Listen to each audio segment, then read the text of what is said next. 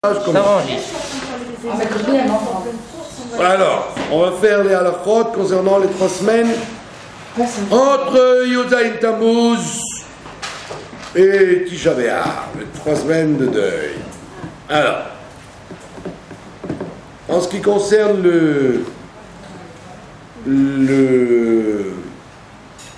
d'acheter, de vendre, en train de faire du commerce.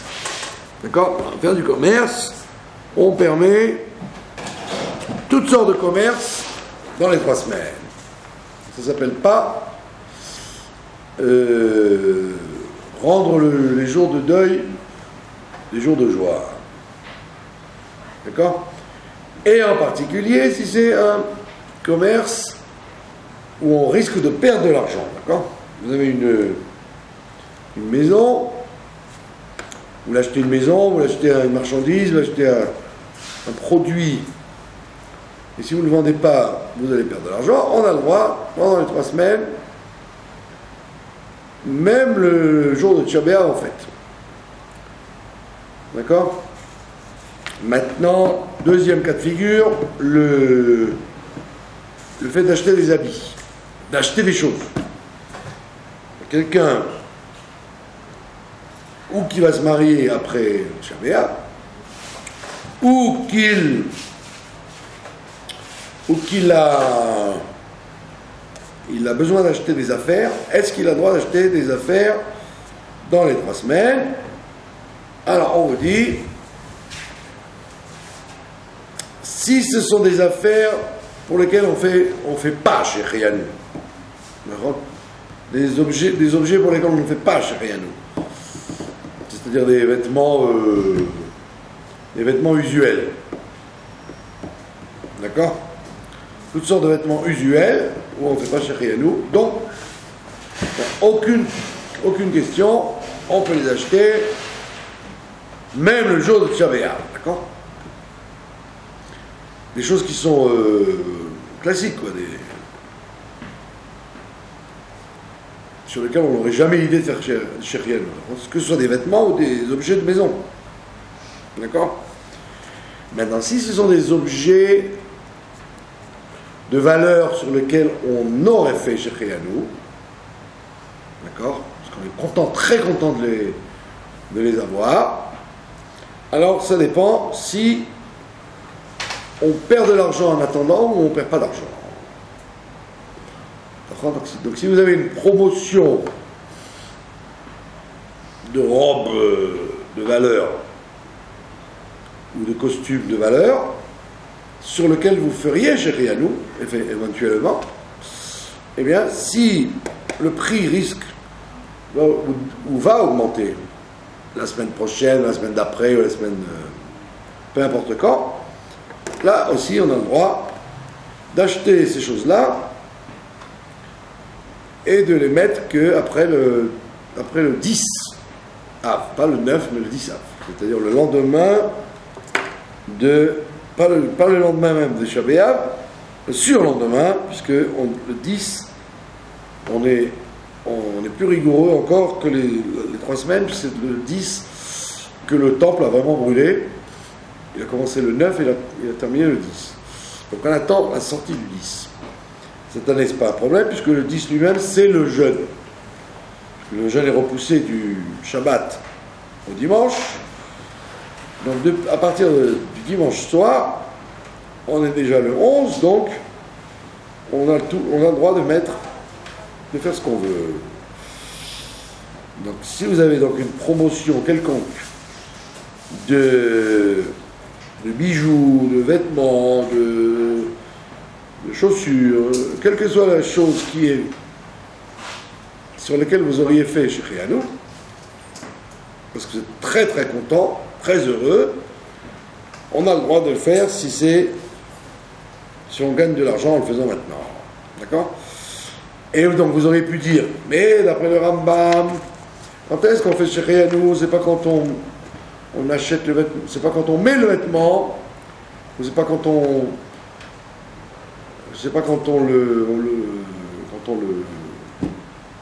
le met, c'est quand on l'achète déjà.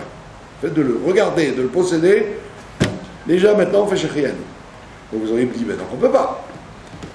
La réponse c'est qu'aujourd'hui, à la Khalamassé, on ne fait pas comme Rambam, on attend de mettre l'habit, on attend de profiter concrètement de la chose pour dire Shechrianu. Si on dit Shechrianu, c'est très rare de devoir dire Shechrianu sur un habit aujourd'hui, puisque nous sommes des gens riches et que aujourd'hui rien ne nous donne une telle joie qu'on soit obligé de dire Shechrianu. Bon, donc c'est très rare de devoir dire Shechrianu sur un objet nouveau ou un habit nouveau, mais si malgré tout l'occasion se présentait, si jamais en l'achetant maintenant on gagne de l'argent, eh bien on peut le faire jusqu'au dernier moment, jusqu'à Tisha B'Av lui-même. D'accord?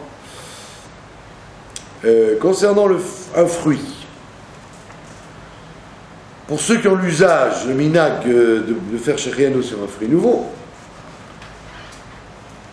ce qui n'est pas toujours intelligent, parce que des fois les fruits nouveaux sont aigres et dégoûtants, mais disons que c'est un fruit nouveau qui est effectivement doux et effectivement bien mûr, d'accord? Alors on évitera de faire Shechrianu, on évitera de le manger dans les 3 semaines, malgré tout.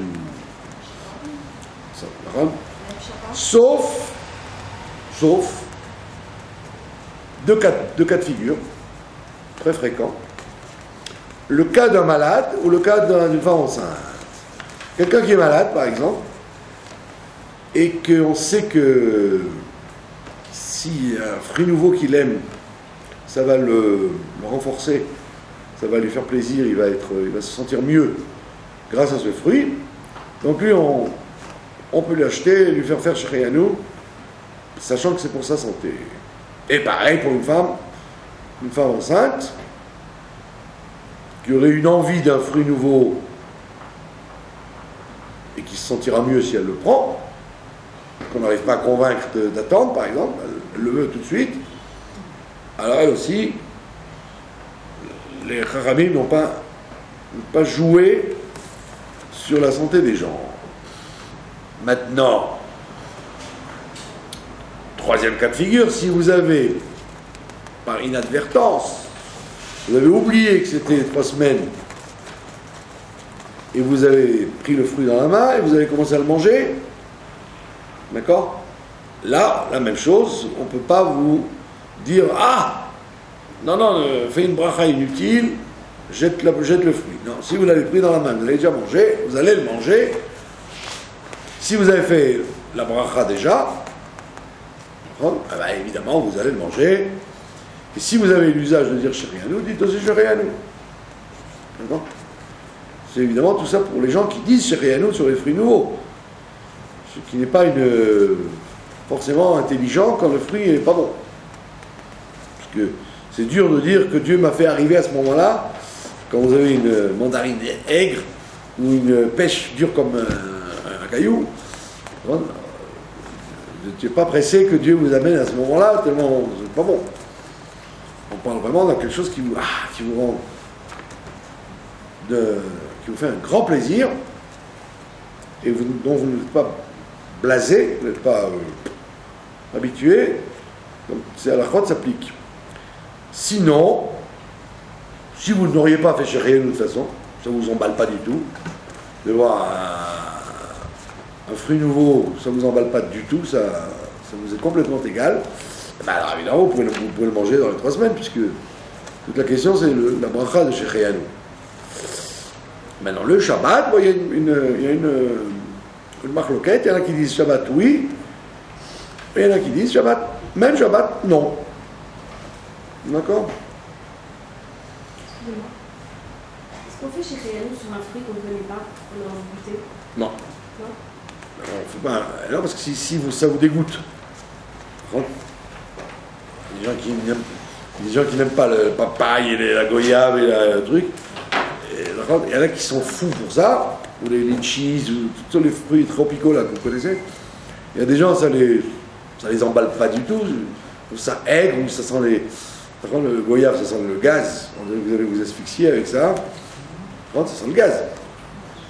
Donc il y en a qui sont emballés, ils trouvent ça merveilleux, inoubliable.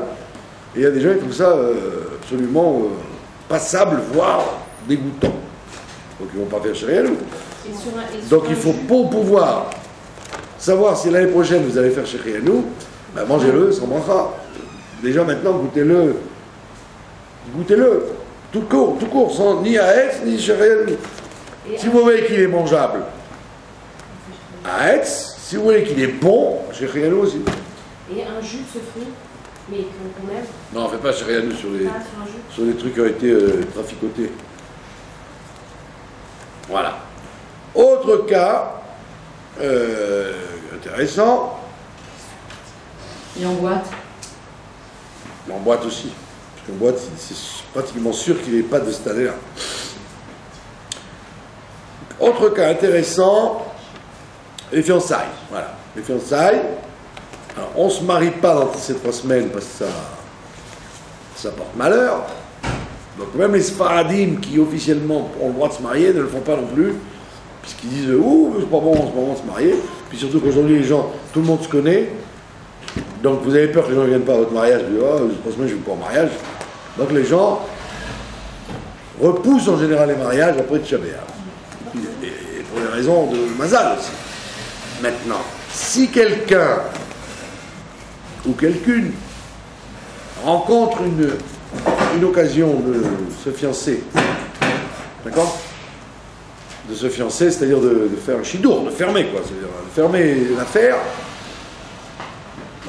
comme dit la Gemara, de peur que le mazal lui échappe, que quelqu'un prie et lui vole son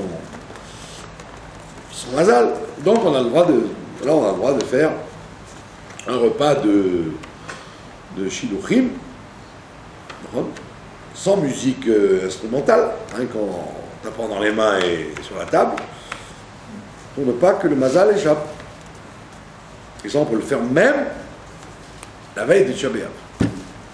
On raconte sur le Khatam Sofer et sur de beaucoup de Gdolei Israël qui faisaient des shiduchim d'Afka avant la Seudat Amafseket.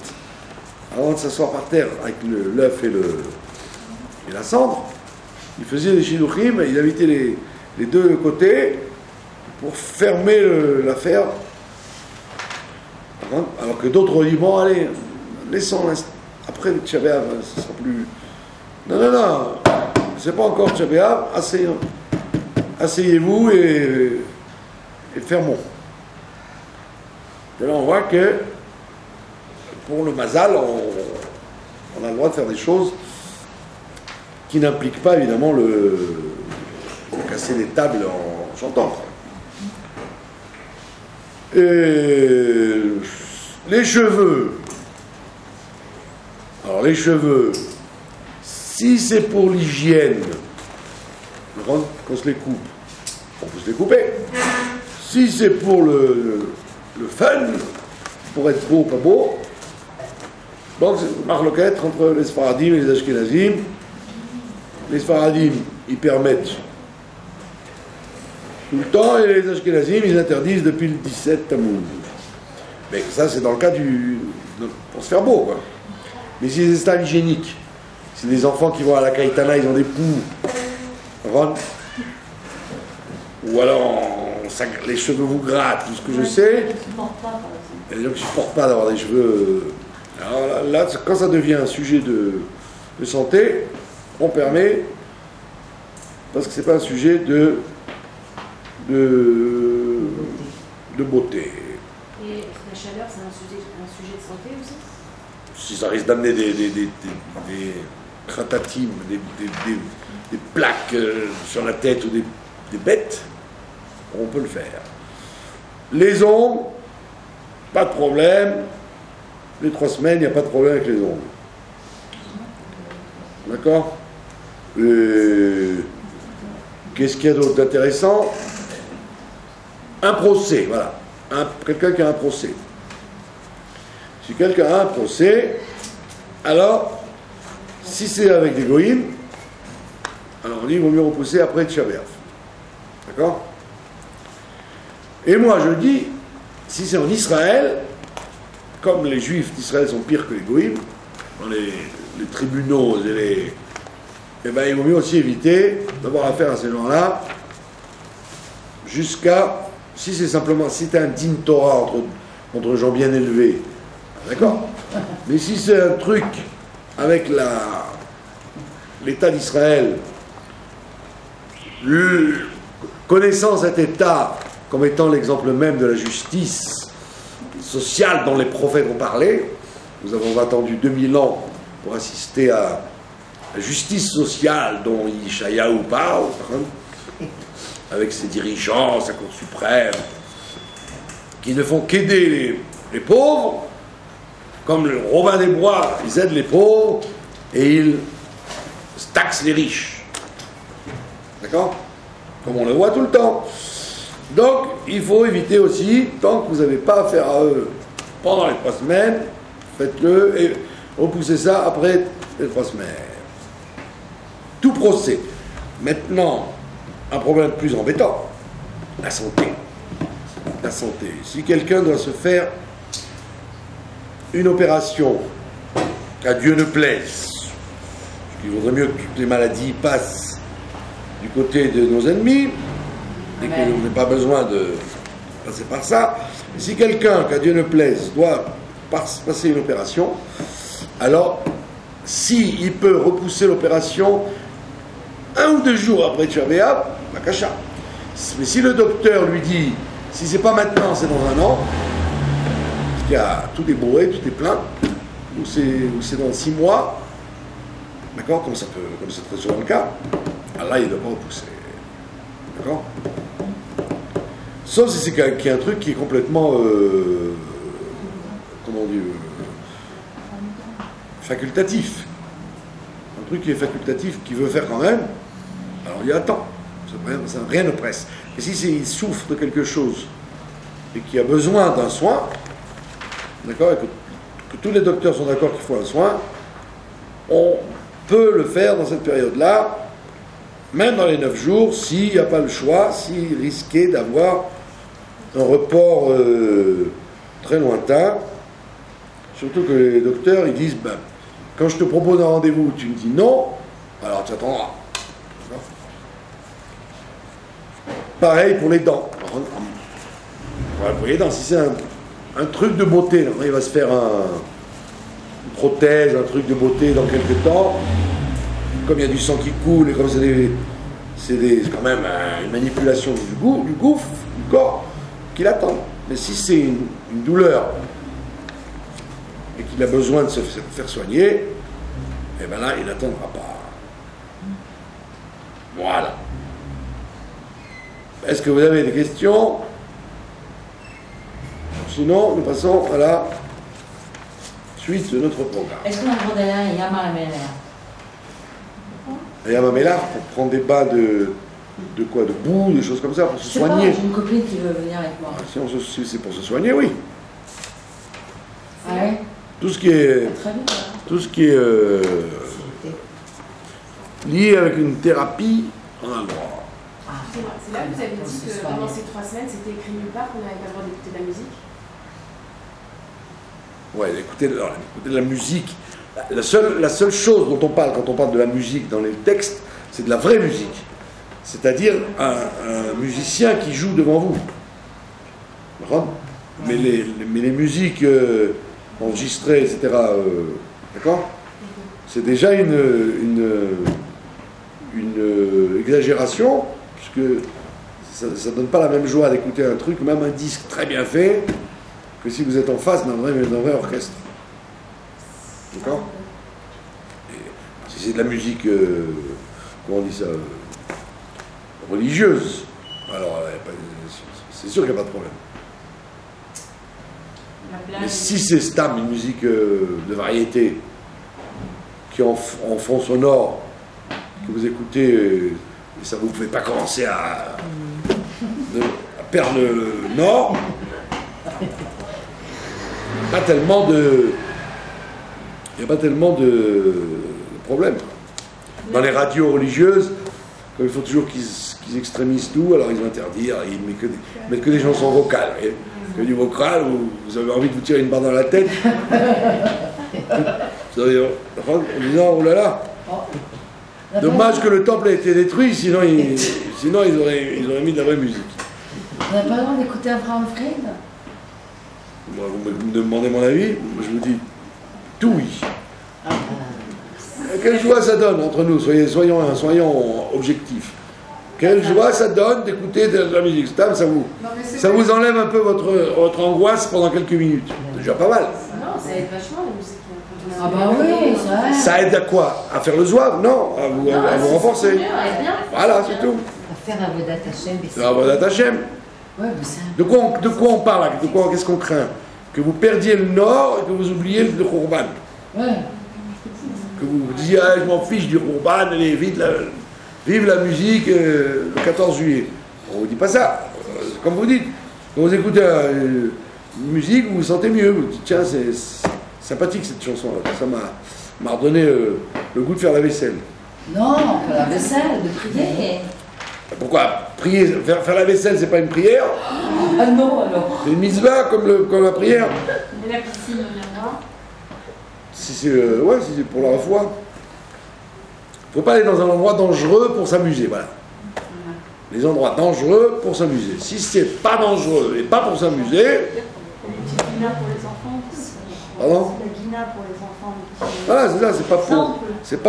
Ça ne va pas faire perdre le fil du sérieux des 3 semaines. Voilà. Ouais. Hein, pardon? Se laver, vous pouvez vous laver jusqu'au dernier jour, surtout qu'il fait de plus en plus chaud et qu'il ne faut pas trop... si vous voulez que votre atane continue à vouloir de vous, il vaut mieux que vous soyez propre. Déodorant, douche, savon et gel sur la tête. Non, parce qu'il y a des gens qui ne se lavent pas et que Dieu leur pardonne parce que quand vous êtes à côté d'eux, vous vous sauvez, quoi. Ah ouais. Vous sauvez, donc c'est pas que vous dites, c'est la destruction du temple, c'est ça. L'odeur des chaussettes, et l'odeur de la conspiration, et l'odeur des... Ouais. On est dans un pays chaud. Encore, si vous étiez en France, par exemple, il pleut des cordes, des cèdres, et tout ce qui pleut, même si vous ne l'avez pas trop souvent, vous ne pouvez pas transpirer, il n'arrête pas de pleuvoir. Mais il fait 36 déjà, demain. Vous comprenez, comme ça, vous croyez que je ne vais pas me laver? Je devrais me promener en tricot. Je vais me promettre à l'habiller comme un Polonais. Vous voulez que il fait 36 dehors. Donc si vous voulez pas que je me douche et que je me lave, c'est évident. Les pieds et tout ce qu'il faut. On a le droit de se maquiller. Ben, vous m'avez pas demandé l'autorisation ce soir. Bah, non, pas du tout. On parle de choses qui risquent de faire perdre le sens du deuil. On ne parle pas de choses raguiles, habituelles chez les gens. Aujourd'hui, c'est habituel de se maquiller, de se doucher. C'est pas que on est tellement fou de joie qu'on s'en fiche du Khurban. Ouais. Ouais. Mais le rabbi il dit qu'il faut se concentrer dans le Beth Amikdash Hashemite. Voilà, c'est ça, il faut plutôt se concentrer à parler de construire le Beth Amikdash plutôt que de penser qu'il a été détruit. Exactement. Voilà, cette semaine, on va lire la parashat Pinchas. D'accord? Et comme les 3 semaines ont commencé, donc on ne va pas lire la Haftara de Pinchas. On va lire la Haftara des 3 semaines. D'accord? Et là, c'est la première Haftara du prophète Jérémie, qui est une Haftara qui est une mise en garde. On vous dit là-bas que Dieu dit à Jérémie, préviens-les, par contre, qu'il y a Makel Shaket. Il lui a montré en vision un bâton d'amandier, un arbre d'amandier. D'accord? Et il dit, pourquoi je te montre l'arbre d'amandier? C'est parce que la promesse que je suis en train de te faire, que le Beth Amikdash va être détruit, ça va aller plus vite que l'amandier le met pour faire pousser ses fruits. C'est-à-dire que dans les prophéties, vous avez des prophéties qui sont à long terme, qui parlent pour bientôt, et des prophéties qui parlent pour tout de suite. Donc il lui dit, dis-leur qu'ils ne croient pas que, oh, il y a le temps, avant que le temple soit détruit. On a déjà eu plusieurs fausses alertes, ça va être encore une fausse alerte. Et il lui dit donc, comme l'amandier, parce que l'amandier, nous dit le Midrash, c'est l'arbre qui pousse le plus vite. Il met exactement 21 jours entre la fleur et le fruit. Et ce sont les 21 jours qu'il y a entre le 17 Tammuz et le 9 Av. Donc, et ça nous relie, cette notion de temps qu'il ne faut pas gaspiller, hein, de temps qui va de plus en plus vite, il est lié avec la paracha Pinchas. D'accord? Qu'est-ce qu'on voit dans la paracha Pinchas? La paracha Pinchas, elle vous parle de tous les sujets qui sont traités dans la paracha Pinchas sont liés avec le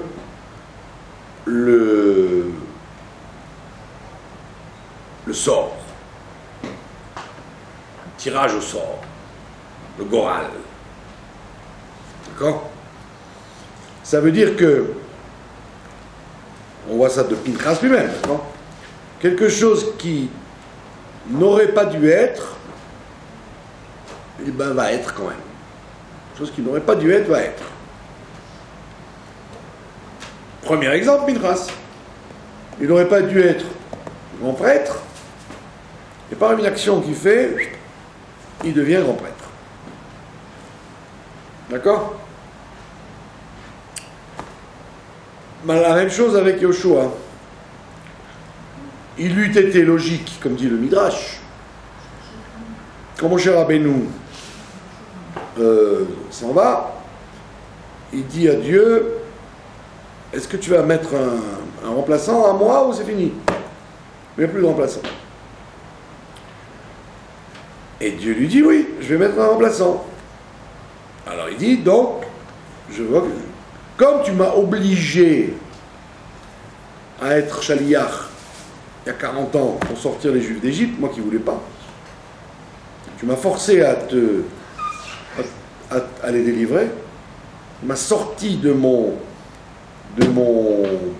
ma tranquillité pour devenir le chef de cette bande de casse-pieds,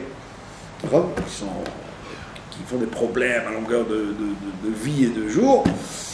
Donc c'est toi qui m'as forcé, donc maintenant je voudrais que tu m'envoies l'ascenseur, que mes enfants soient mes remplaçants. Et Dieu lui dit non, c'est Yoshua qui va te remplacer et pas tes enfants. Et pourquoi? Parce que Yoshua il a toujours été avec toi alors que tes enfants non. D'accord?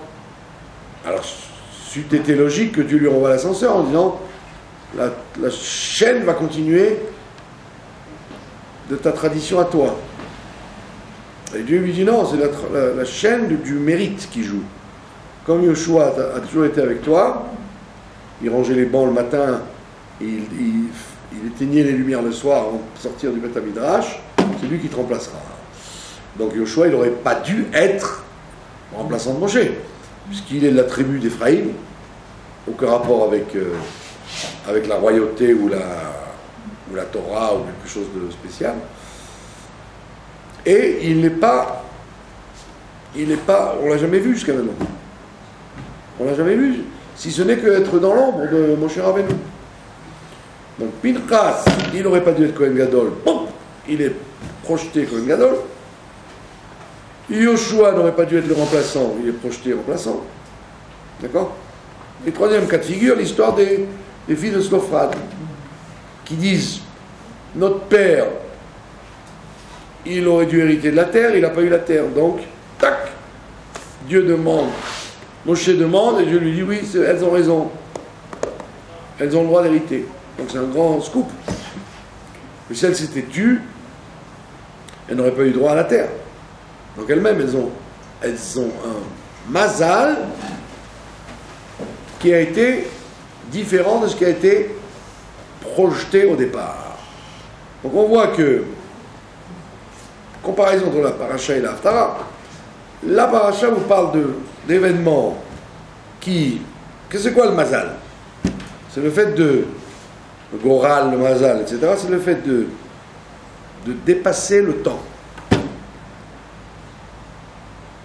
Théoriquement, le temps, il impose des conditions dans le monde. Enfin, le temps. Vous ne pouvez pas, quand vous êtes né, vous ne pouvez pas avoir 120 ans le lendemain matin. Il faut attendre 120 ans. Avec tout ce que ça comporte, comme vieillissement et comme sagesse et comme péripéties, pour arriver jusqu'à 120 ans.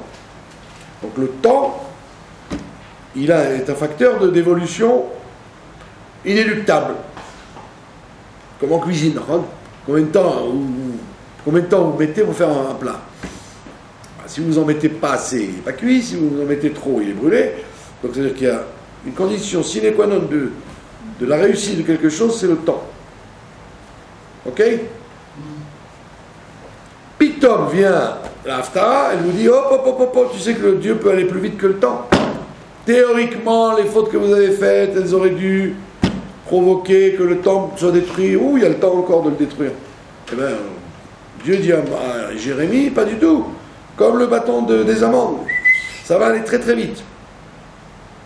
Ça veut dire que on va accélérer le temps pour faire quelque chose qui est très désagréable. Mais toujours le temple. Et la parachat annonce le contraire.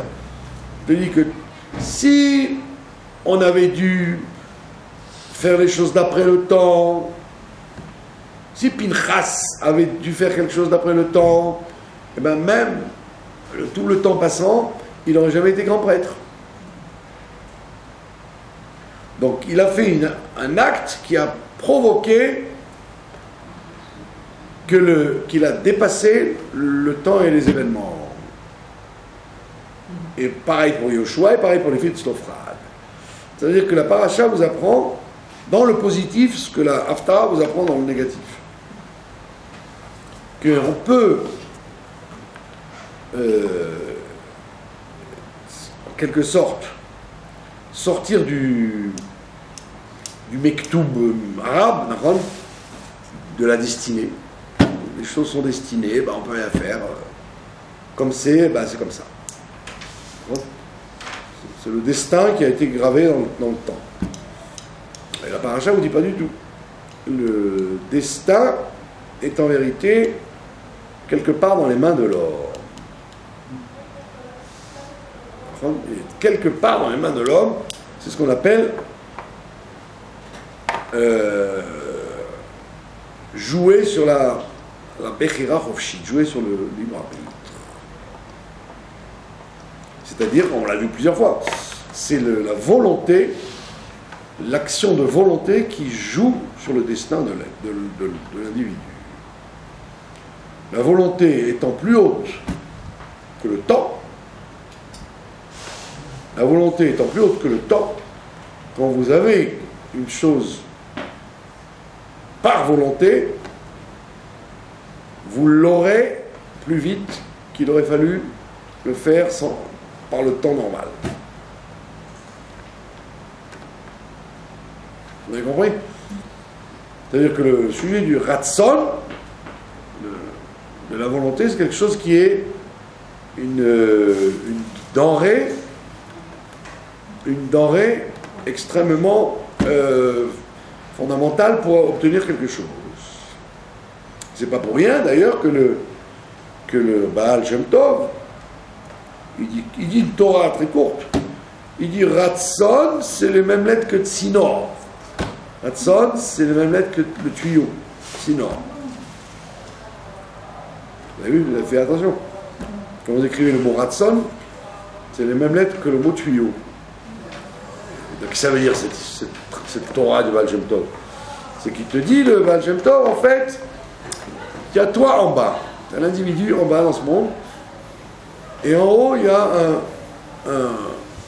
un stock un stock de bénédictions, de potentiel, d'or, d'argent, de ce que tu veux.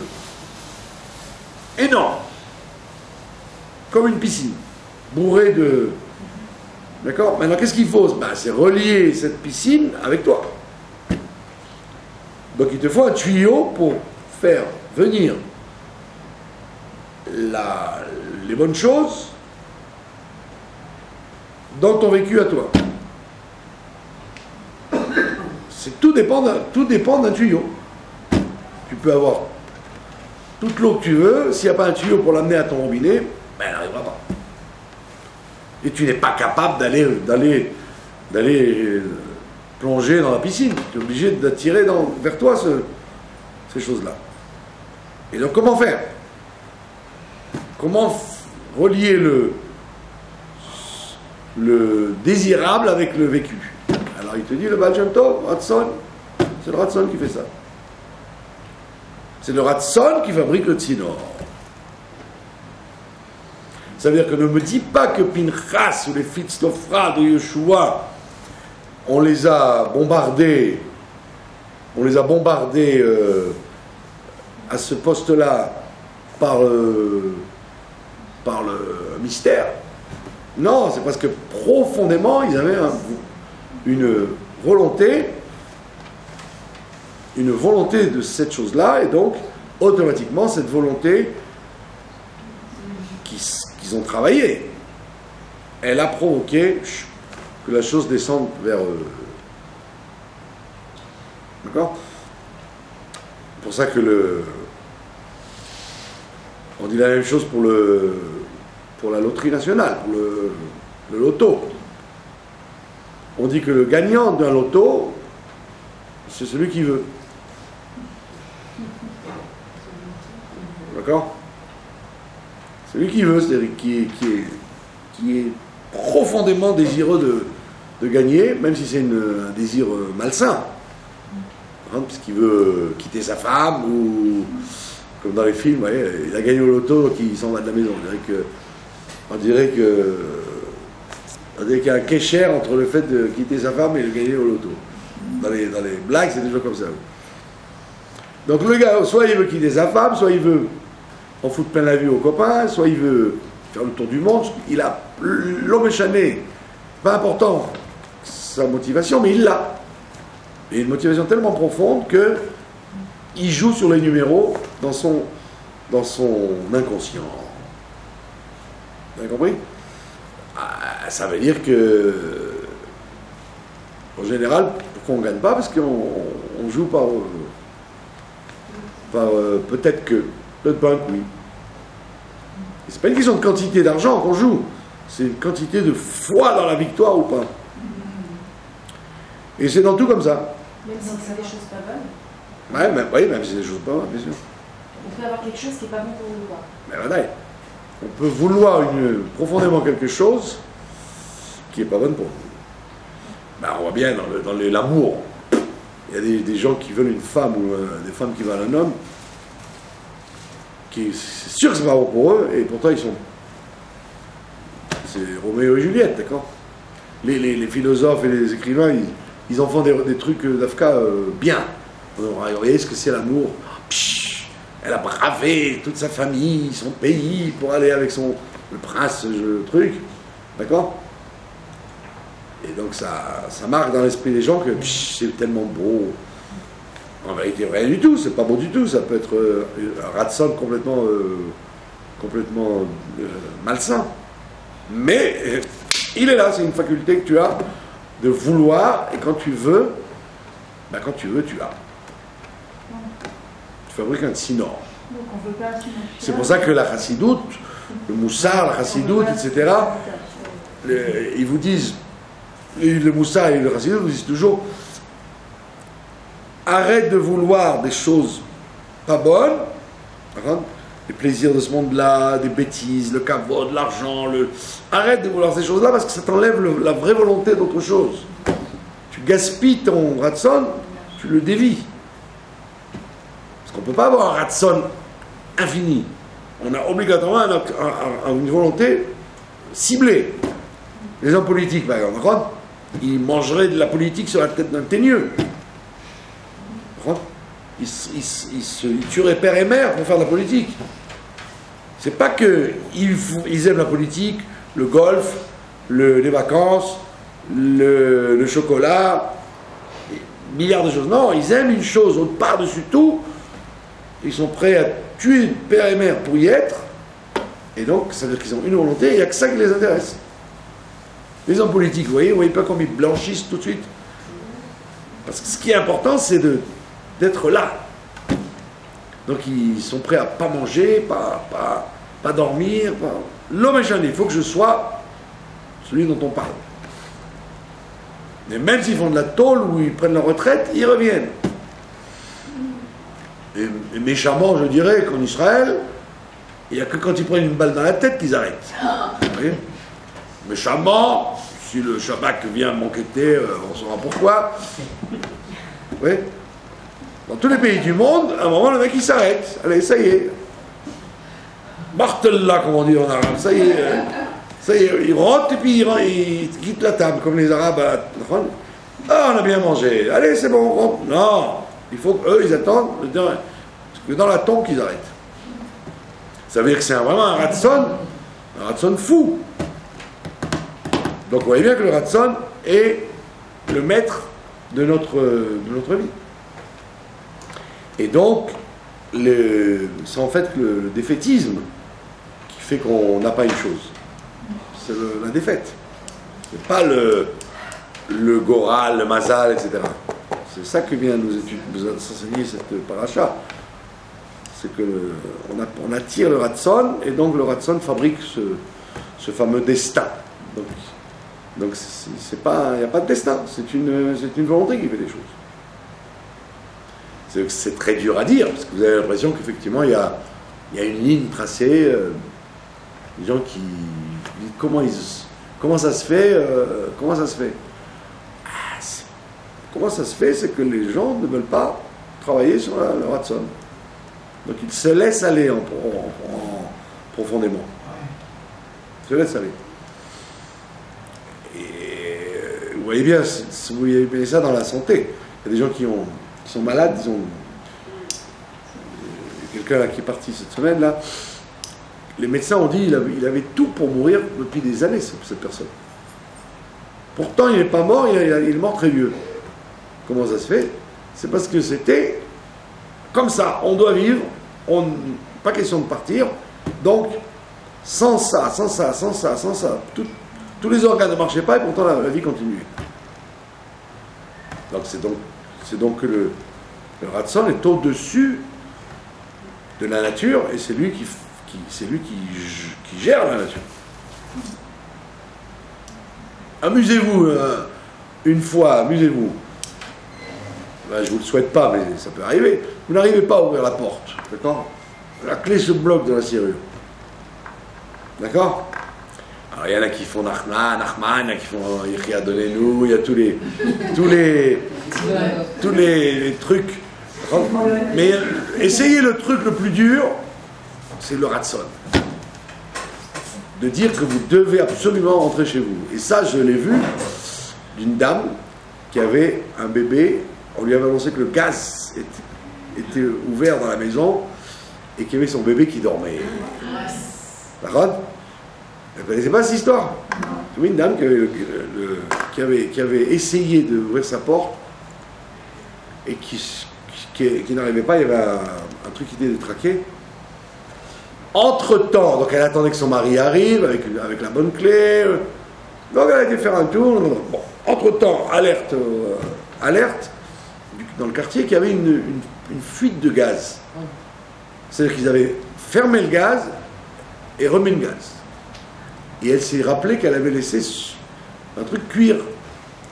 Donc elle s'est dit, maintenant qu'ils ont éteint le gaz et qu'ils l'ont remis, c'est que ça fuit dans la maison. Et elle avait un bébé qui dormait.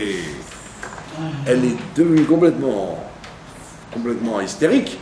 Surtout qu'en rentrant dans la maison, ça sentait le gaz très fort. Et bien, rassurez-vous, elle a réussi à ouvrir la porte. Vous allez dire, attends, mais c'est un hasard curieux, quoi. Non, c'est pas du tout ni un hasard, ni une habilité qu'elle a reçue, c'est qu'elle a eu une telle volonté, d'accord, sans casser la porte, de rentrer pour vite s'occuper de son enfant, d'accord, que sa volonté a joué que la porte s'ouvre. D'accord? Quand on veut, on peut, exactement.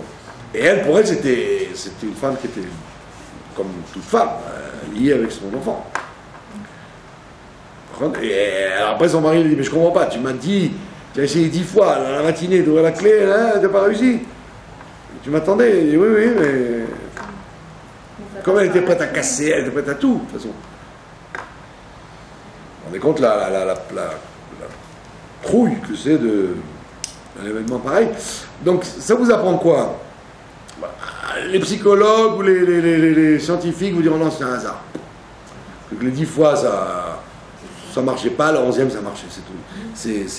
Ça n'a rien de divin, de miraculeux. Et effectivement, ils ont raison, c'est ni divin ni miraculeux. C'est le dévoilement du Ratson, qui est une faculté humaine tout à fait naturelle, mais qu'on n'a pas l'habitude de travailler. C'est ça notre handicap.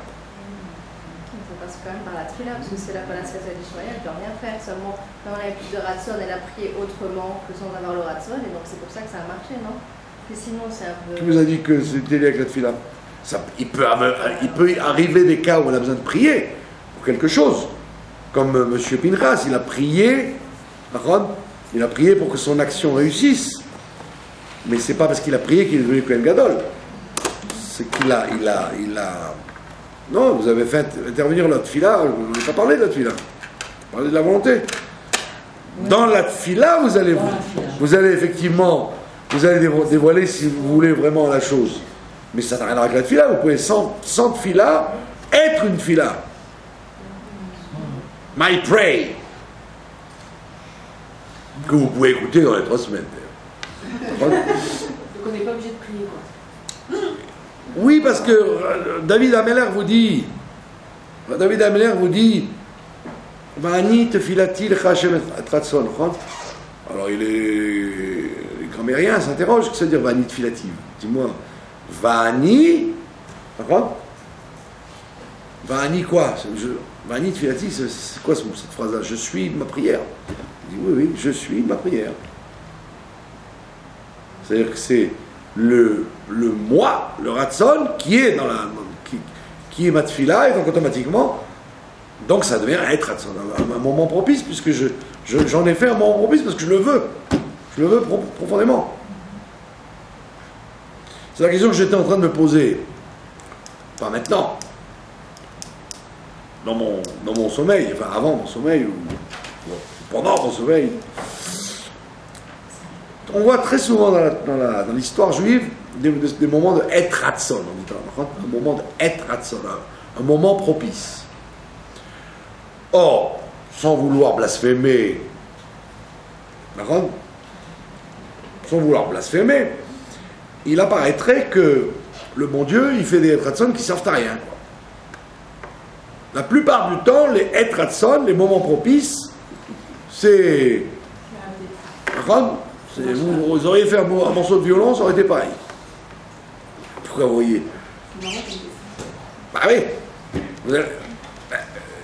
Bon, je voulais que je blasphème encore plus. Voilà, le rabbi dit à Shamir, qui est mort cette semaine d'ailleurs, il lui a dit à 20 ans, il sera que Shamir, rappelez-moi le pauvre, Allah va shalom, il lui a dit à 20 ans, enfin il n'a pas dit à lui, il a dit au Chassidim, que vous serez le dernier Rosh Memshala. D'accord?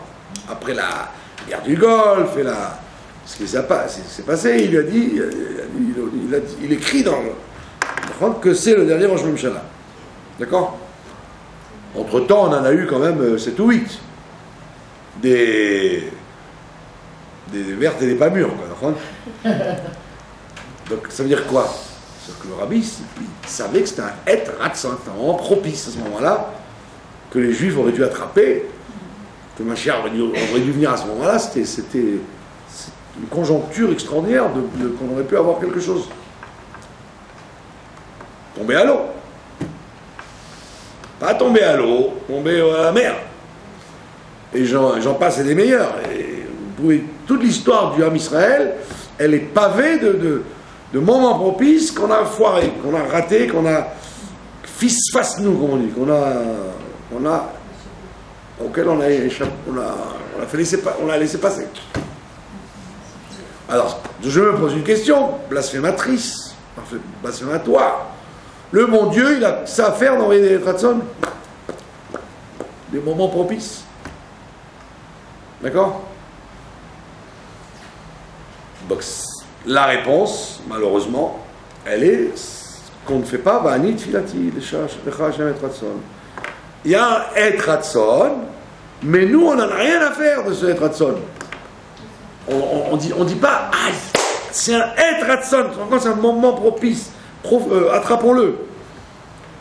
On n'a pas un Ratson de le voir être un moment de Ratson, et donc, il passe.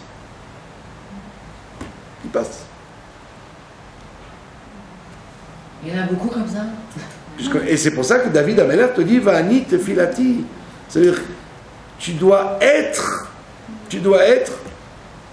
vouloir cette chose-là.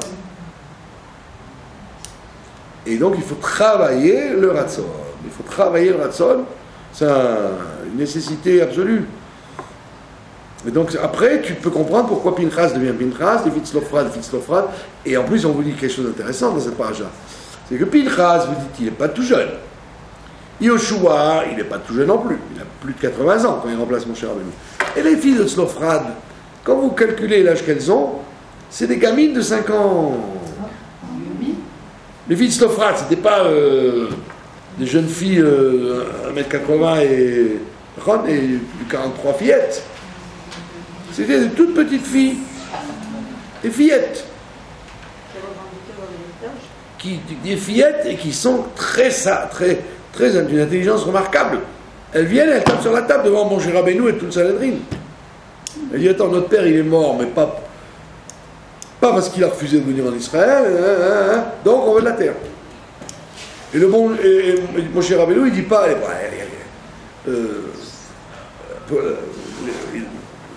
les gardiens là, prenez-moi ces petites merdeuses là et vous me les mettez dehors, d'accord? On n'a pas de temps à perdre avec des gamines.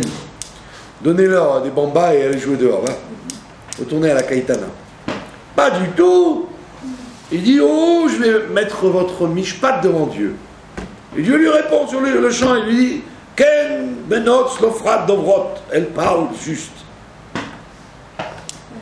Elles se mettent un smash à mon cher Rabbeinu et tout le Sanhedrin en obtenant une halakha extraordinaire que la fille peut hériter d'un héritage que son père a laissé si elle n'a pas de frère et sœur. Il n'y a pas de frère.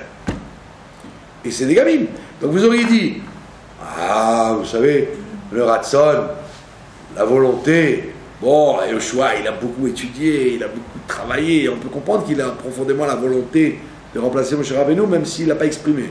Pinchas, il est quand même, il a plus de 20 ans, on comprend, mais des gamines, elles n'ont pas encore ni le cortex cérébral développé, d'accord, ni la connaissance du bien et du mal, etc. Elles ne sont pas mariées pour avoir elles n'ont pas de père, en plus, pas de père et pas de mari.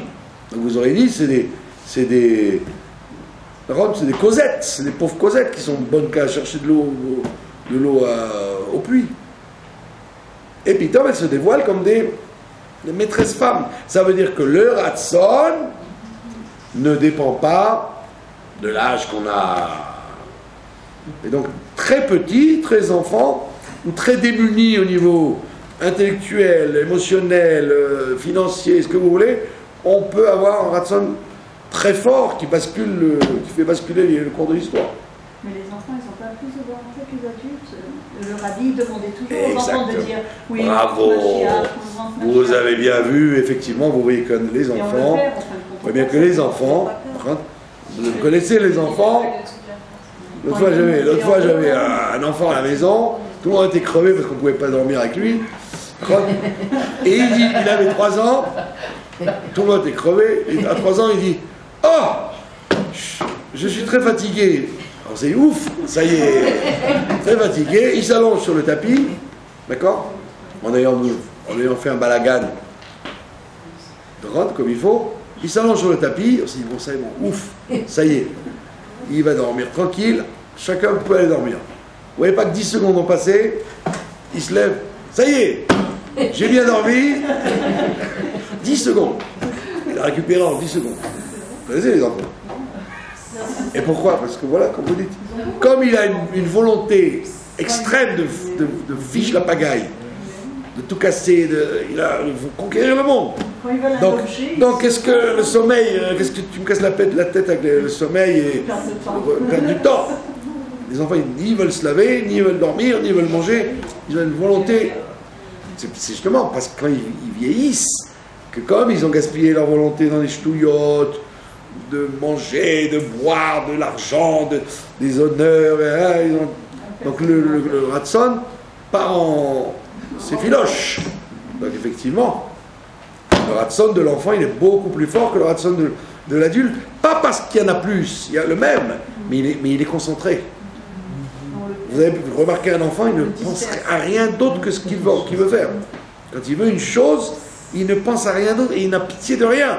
Prenez un enfant dans une synagogue, ou dans un mariage, ou dans un enterrement, il n'en a rien à faire du mort, du vivant. Il crie ce qu'il veut. Vous avez déjà vu un enfant qui dans un endroit truc, il va dire je peux avoir un biberon s'il te plaît.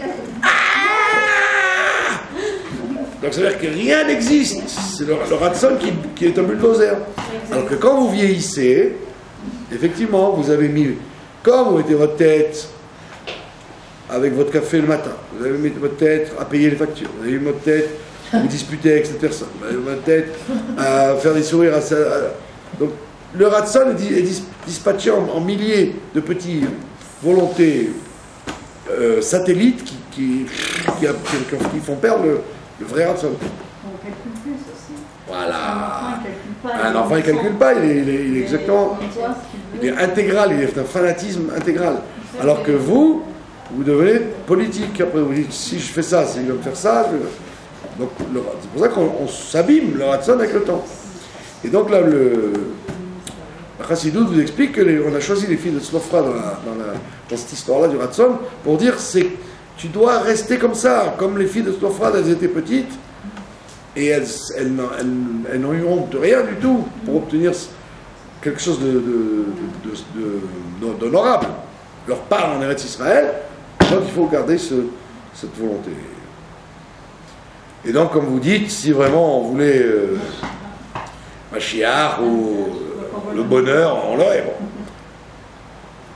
Donc ça veut dire qu'il faut travailler sur cette chose-là, et c'est pour ça que Jérémie vous dit dans l'Haftara, tu vois bien que quand une chose doit se passer, elle peut aller très très vite. Donc si tu veux, tu peux faire accélérer les choses beaucoup plus que ce que qu'il aurait fallu dans un mouvement de paresse.